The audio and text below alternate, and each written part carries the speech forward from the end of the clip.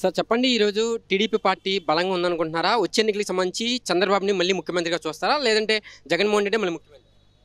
165 సీట్లతో చంద్రబాబు గారు 4వ తడవ సీఎం అవ్వబోతున్నారు.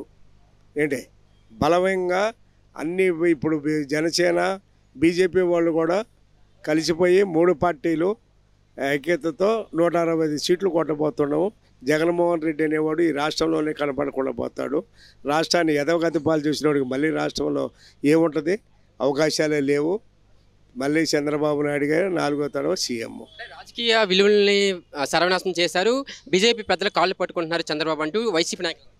ఇలా విలువలు తెలిసే బీజేపీ వాళ్ళు చంద్రబాబు నాయుడు గారిని పిలిచి ఈ రాష్ట్రాన్ని ఏ విధంగా ముందుకు తీసుకెళ్లాలని ఈ రాష్ట్రంలో బీజేపీతో జాతీయ పార్టీతో రేపు అభివృద్ధి గురించి మాట్లాడినాటికి వాళ్ళు పిలుచుకున్నారు, మాట్లాడొచ్చాడు. ఏలాగా పోయి దొడ్డిదారిని కాళ్ళు పట్టుకునేది చంద్రబాబు నాయుడు గారికి అలవాటు లేదు. ఏ నాయకుడైనా పిలవాల్సిందే ఆయన్ని. ఆయన అనుమానం పెట్టి వాళ్ళు కూడా అడిగి తెలుసుకోవాల్సిందే. ఏ పార్టీ అయినా ఎవరైనా కానీ ఈడు దొంగదారిని పోయి దొంగ కాబట్టి వీడికి ఎన్ని అనుమానాలు వస్తాయి. ఈ రాష్ట్రాన్ని ఇంకా ఎదవగతి పాలు చేయడానికి ఇతనికి ఏముండదని ప్రజల్లో ఏమీ లేక నష్టపోయి ఏదో దొంగ రూట్లో వాళ్ళ చెల్లెలే చెబుతుంది కదా, పులి అన్నాడు, సింహం అన్నాడు, ఇవాళ పిల్లిలాగా ఇవన్నీ పెరదాలు కట్టుకొని తిరగటం ఎందుకు? ఈ రాష్ట్రానికి మళ్ళీ ఒక దొంగ జీవో దెంకొచ్చాడు. భూములు అందరినీ కబ్జా చేయడానికి, ప్రతి ఒక్కరి స్థలం చెంటున్నా కూడా దెంగేసి తాకట్టు పెట్టుకోవడానికి మళ్ళీ ఇది ఒక జీవో ప్రవేశపెట్టాడని ఇవాళ పేపర్ అంతా అదే స్టేట్మెంట్ అవి ఇచ్చింది. ఏం చేసి 175 అంటున్నారు, 170 స్థానాలు ఇచ్చారు.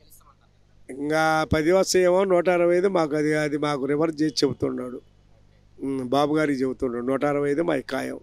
ఇప్పుడు వైసీపీ క్యాండిడేట్లను నుంచోబెడుతున్నారు, ఇంకా టీడీపీ జనసేన ఒక క్లారిటీ లేదంటూ అధికార నాయకులు. మేమంతా రెడీ చేసుకున్నాడు, ఎప్పుడు వదలాలా ఆయనకు అన్నీ తెలుసు. చంద్రబాబు నాయుడు గారికి అవన్నీ ఆయన చూసుకుంటాడు మా అధినాయకుడు.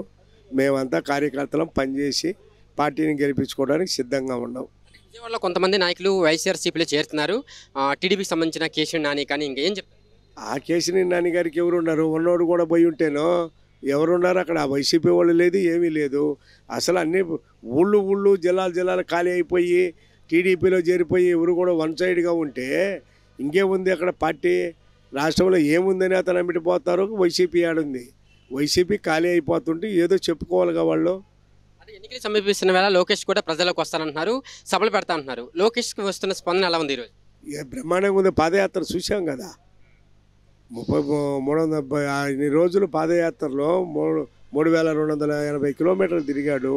బ్రహ్మరథం పెట్టారుగా ప్రజలు, కావాలా యువకుడని. ఇంకెందుకు మళ్ళీ ఇతను చెప్పుకోవటానికి? వీళ్ళిద్దరు తిరిగారు. నెక్స్ట్ బాబు గారు లేని టైంలో బాబు గారు ఏం చేస్తాడో కానీ ఇప్పుడు ప్రస్తుతానికి 10 సంవత్సరాలు బాబు గారే ఈ రాష్ట్రాన్ని అభివృద్ధిలోకి తీసుకురావాలి. ఈ రాష్ట్రం మళ్ళీ ఎప్పట్లాగా గాడిలో పెట్టాలంటే బాబు గారే 10 సంవత్సరాలు మాకు సీఎం.